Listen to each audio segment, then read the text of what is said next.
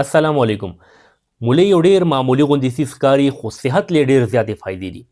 او اوس خو موسم رالو نو چې ته داسې استعمالوئ نو صحت له هم فایدې دي. خو بل د دې یو جوس دی، د دې یو نسخه ده چې هغه تاسو استعمالوئ، د کومو خلکو فیټي لیور وي، په جګر یې چربي وي، هغوی دپاره ډېر بهترین دی. او چې کوم خلک وزن کمول غواړي نو هغوی دپاره بهترین جوس د دې نه جوړیږي. هغه نسخه زه تاسو اخره کې ښیم، خو لومبی د مولۍ د خوراک یو څو فایدې او طریقه استعمال درته ښیم. په لومبي نمبر چې د مولۍ کومه فایده ده نو دې کې فایبر ریشه ډېره زیاته سیوا ده. نو دا د هاضمې دپاره ډېر بهترین دی، یا قبض دپاره ډېر بهترین دی. د چا خېټه سخته وي، حاجت یې نه کیږي، یا هاضمه صحیح نه وي، نو هغې دپاره ډېر زبردست دی د مولۍ خوراک. دا تاسو په سلادو کې استعمالولی شئ. په دویم نمبر باندې د مولۍ خوراک چې کوم دی فیټي لیور ختموي، د جګر نه چربي ختموي، جګر صحتمند کوي، د دې نه چې کوم کیمیکلز وي، مضر څیزونه وي، هغې صفایي کوي. بل چې د کومو خلکو د جګر د معدې ګرمایش وي، د لاسو تلی سوځي، د خپو تلی سوځي، بدن کې ډېر زیاته ګرمي وي، هغې لپاره د مولۍ خوراک ډېر زیات فایدهمند دی. د جګر د ګرمي به ختمېږي. بل د لاسو خپو را تلی چې سوځي یا بدن باندې چې ګرمي راځي، اکثر خلک برستن کې چې خپې دننه کړي نو خپې تلی سوځي، ګرمي پرې راځي. هغې چې د ماسخوتن ټایم کې سلادو کې د مولۍ خوراک کوي نو دا مسلې به انشاءالله نه کېږي. او مسلسل چې استعمال کوي نو فیټي لیور به ختمېږي، جګر چربي به ختمېږي، چې څومره بدن کې ګرمایش دی هغه به انشاءالله ختمېږي د الله په فضل باندې. د مولۍ خوراک چې کوم دی دا ډیورېټک دی، یعنې پیشاب آور دی. تشې میتیازې قدرتي طور باندې راولي، نو هغې په وجه باندې کله تاسو مولۍ خورئ نو تاسو په د حاجت چې راځي تشو میتیازو مسلسل به راځي، نو دې سره به د ګردې صحتمندې وي، هغې نه چې کوم مضر اثرات وي، کیمیکلز وي، هغه به خارجېږي. بل یورونري ټریک انفیکشن چې کوم د میتیازو نالۍ کې انفیکشن دی هغه به هم ختمېږي. د مثانې چې څومره مسلې وي نو هغه هم دې سره ختمېږي د مولۍ خوراک سره یا د مولۍ جوس کلو سره. مولۍ کې د پوټاشیم وافر مقدار دی. څنګه ما تاسو ته اکثر ویډیوز کې ویلي چې پوټاشیم چې کوم دی د های بی پي مریضانو لپاره بهترین څیز دی. چې چا بی پي های هغوی د پوټاشیم سیوا استعمالوي. چې تاسو مولۍ خوراک کوئ نو تاسو به انشاءالله های بی پي کنټرول وي قدرتي طور باندې.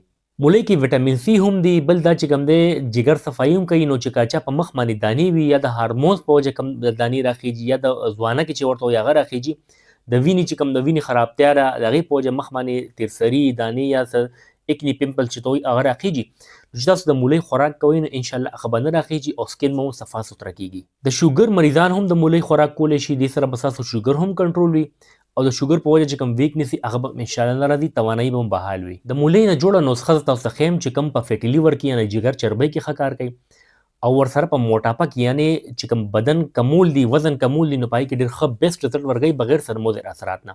خو د هغې نه مخکې یو 3 احتیاط لري چې یو خو په خالي خېټه باندې مولۍ مه خورئ، چې خېټه مو خالي وي نو مولۍ ډېره مه خورئ. که لږه خورئ نو خیر دی، خو ډېره مه خورئ ځکه چې ګیس بدهضمي ورته کېږي بیا. او بل ډېر زیات مقدار کې مه استعمالوئ، مسلسل ډېر زیاته مه استعمالوئ. تروټ انفیکشن درته کېدی شي، ګلې کې خراش چې ورته وایي، مرۍ خوږېدل ورسره راتلی شي. دا خو د دې احتیاطونه وو.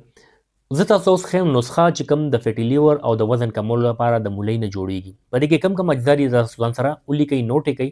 2 دانې مولۍ به واخلئ، یا به غټه مولۍ یو دانه واخلئ او یا به وړې 2 دانې مولۍ واخلئ.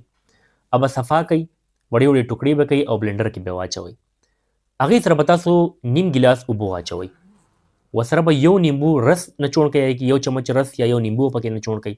یو څو پودینې پاڼې به پکې واچوئ، هغه بلنډر باندې ووهئ، د هغې نه به جوس جوړ کئ. بیا به د ململ کپړې نه یا یو چڼ نه هغه چڼ کئ، چې هغه رس چڼ شي هغه به تاسو وڅکئ. که هغه تاسو څکلی شي هغه حالت کې نو ټیک ټاک، که نه شئ څکلی نو بیا به هغې کې یو چمچ شات واچوئ، چې هغې ذایقه چې کوم دا ټیسټ هغه د څکلو لایقه شي.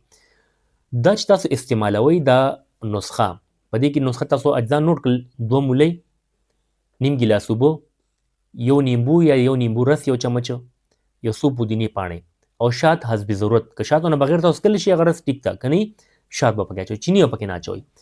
دا چې تاسو استعمالوئ فیټي لیور به مو ختمېږي، جګر چربي به ختمېږي، جګر به مو قدرتي طور باندې صحتمند وي، ډیورېټک دی، مثانې انفیکشن ختمېږي. کوم خلک وزن کمول غواړي نو دا بهترین رس دی، بهترین جوس دی د وزن کمولو لپاره. دا چې تاسو مسلسل استعمالوئ، روزانه یو ګیلاس کافي دی. انشاءالله میاشت کې دننه به تاسو اندازه کېږي چې زما وزن قدرتي طور باندې ډېر زیات کم شولو. بل د مولۍ استعمال بهترین طریقه دا ده، په سلادو کې تاسو خوړی شئ، خو کوشش کوئ چې په سلادو باندې د دې دپاسه مالګه مه اچوئ. مالګې سره بیا د های بی پي مسلې راتلی شي. نو بغیر مالګې مولۍ خوراک تاسو کوئ په سلادو کې، او داسې دا جوس هم تاسو استعمالولی شئ. نو دا داسې څیز دی چې د دې مضر اثرات نشته، نقصاندې اثرات یې نشته. په قدرتي طور باندې د ما چې کوم ذکر وکړو دا فواید به هم درته ملاویږي. په نیچرلی قدرتي تور باندې به ستاسو وزن انشاءالله کمیږي، خو لوندې مسلسل استعمال به کوئ. نو د مولو موسم دی تاسو بالکل خوړی شئ، د استعمال خامخا کوئ، هیڅ نقصان دې اثرات یې نشته او ډېر زیاته فایده برته انشاءالله ملاویږي. داسې معلوماتي ویډیوز کتل غواړئ زما چینل ډاکټر شبیر پښتو خامخا سبسکرایب کړئ، ویډیو خپل ملګرو سره هم شیر کړئ چې هغوی ته هم فایده ورسي. ډېره مننه، الله حافظ.